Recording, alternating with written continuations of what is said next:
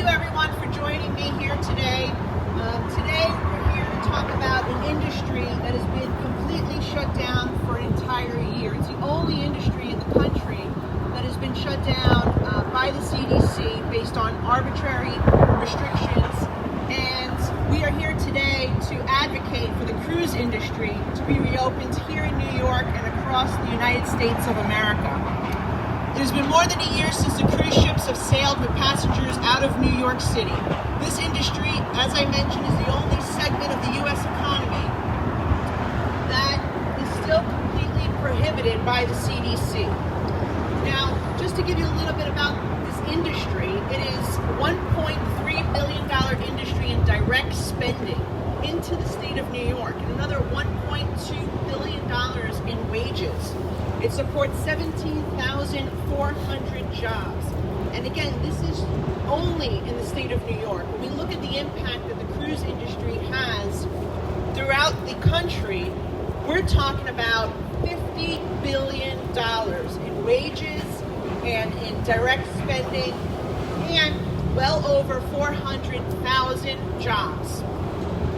Across the country, 13.8 million passengers embark, and here in New York State, 550,000 cruise goers take part in cruising annually. This means that longshoremen, ground transportation operators, our hotels, our restaurants, our retail workers, our travel agents, and many other businesses in New York City, across the state and across the country, are directly affected and are financially suffering as a result of this shutdown. And we are calling on the CDC to issue guidelines to make sure that we can reopen safely, which we know we can do because it is happening in Europe and it's happening in Asia. And with the accelerated rollout of vaccines and the improving public health environment, there's no reason why cruises should not be able to begin a phased in and careful resumption of operations in Brooklyn, Manhattan, and in U.S. ports across the country. This is something that my colleagues and I are pushing. In Miami, we recently had a similar event to advocate for resuming the cruise industry. It has a major impact in Florida as well. But what we'll say is that right now we're going to be losing our cruise ships to other parts of the world. Royal Caribbean, Norwegian, Virgin, they have all set sails in Caribbean, United Kingdom, Israel, and we already know that Celebrity Cruises are planning to start cruising from St. Martin in July. As I said, this is something that is happening safely with reduced capacity, following certain guidelines and protocols, and it can be done here in the United States as well. That's why I'm proud to be an original co-sponsor of the Cruise Act. And what the Cruise Act would do would require that the CDC lift its no-sail order and require that the CDC provide COVID-19 mitigation guidance for cruise lines to resume safe domestic operations by this July. I'm proud to be here with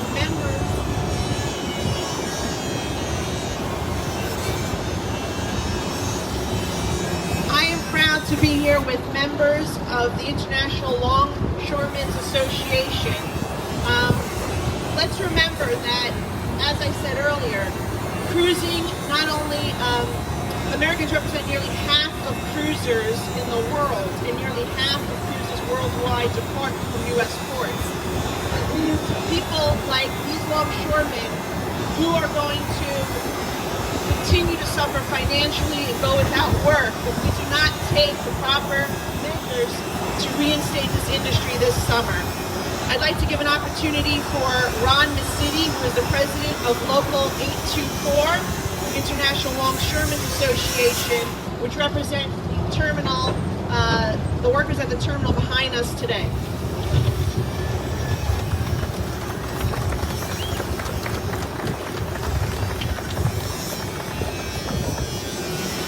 Thanks, Nicole.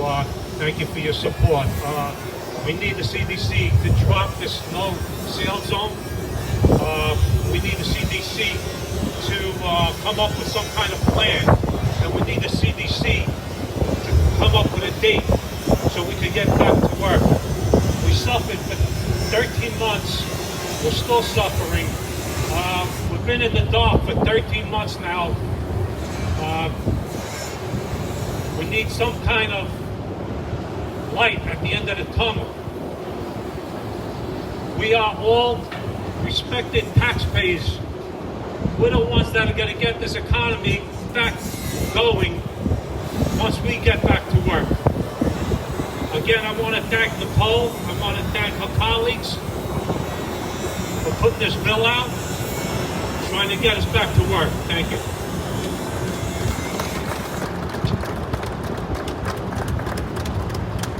Thank you, Ron.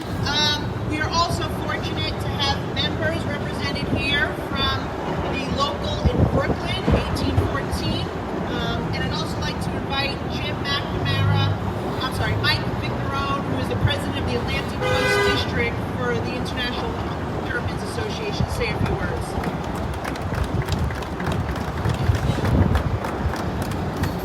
Yes, this industry is an unintended consequence of the pandemic. We get swept under the rug. People don't realize how badly we're going to hurt. I run into people all the time. They say, "You guys are doing pretty well." I said, "The shipping part we're doing well. The cruise terminals are devastated.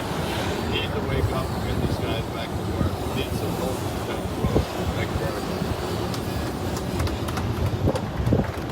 I'd also like to invite, and as I mentioned, this is not just an industry that affects the longshoremen, but it has a significant impact on other industries surrounding cruising, such as ground transportation operators, hotels, restaurants, retail workers, travel agents, and many businesses, including our next speaker, Sal Conti from Gershulo Produce, which was a company founded in 1929, and it's for over generations. They have provided high quality produce from growers all around the world, and they supply these cruise lines with their food.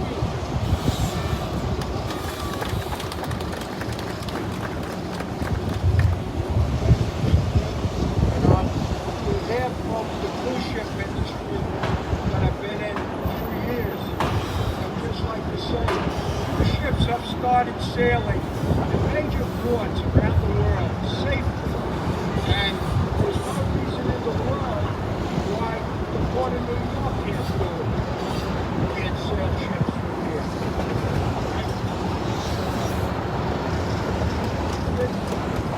This is a major tourism city. And millions of dollars over the ocean. Tourism. Everyone that come in on the ship is very they stay for 2 days. They go see the show. They usually come back to the restaurant.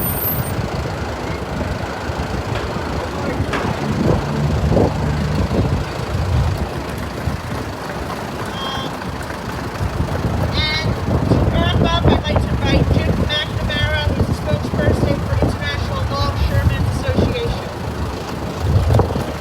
Thank you. ILA means I love America. We want America back to work. It's not just the cruise, passengers cruise. There are hundreds of longshoremen working throughout the year here in New York, Port Everglades, and Port of Miami, in Galveston, Texas, throughout the Atlantic and Gulf Coast. We need them back to work. Thank you for taking this initiative. It's not just the passenger ships, it's the hotels, drivers, buses. So many industries are affected. Planes are flying. We need the passenger ships to be sailing. Thank you.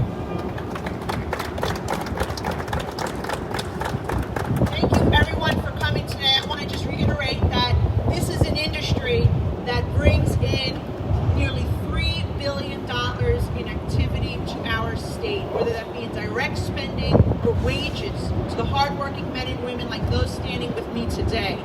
We're talking about 17,000 jobs that are affected and on the line if the CDC does not do anything to move this forward. And that's just for New York State. Nationally, it is well over 400,000 jobs, direct and indirect, that are impacted by the cruise industry remaining to be shut down. We cannot afford to lose these jobs and this economic activity to other parts of the world, as we are seeing happen already. Asia has their cruise lines running.